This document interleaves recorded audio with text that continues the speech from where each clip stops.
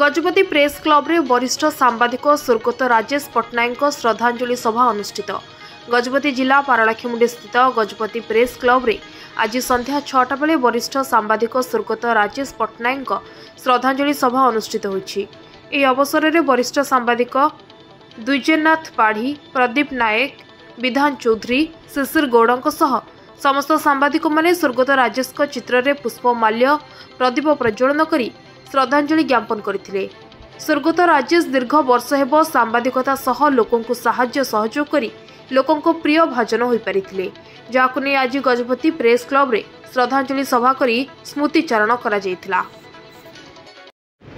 हम समस्त गोटे बहुत दुखद दिन, कारण राजेश पट्टनायक जी कि गोटे वरिष्ठ सांबादिक गजपति जिलार ब्लॉक लेवल काशीनगर ब्लॉक से विभिन्न पत्र पत्रिका सांबादिकता करते। शेष समय से तो जो वियोग है से स्वर्गवासी हेले से प्रमेय कार्य करते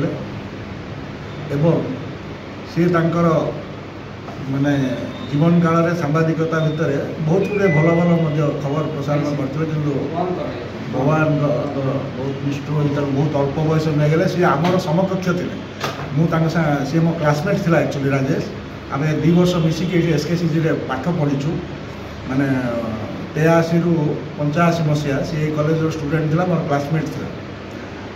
सी भल कि जाने परिवार को भी जाने सी सब भी सांबादिकता केमती उपरकू जीव, सांबादिकतार मूल्यबोध केमती रहा से सब ध्यान दूसरा, किंतु आज सी आम ग्रहण ना से यहाँ गोटे आम सांबादिक जगत में सी गोटे वैक्यूम सृष्टि कर देछि। गोटे अपूरणीय क्षति कहले अत्युक्ति हेबनी।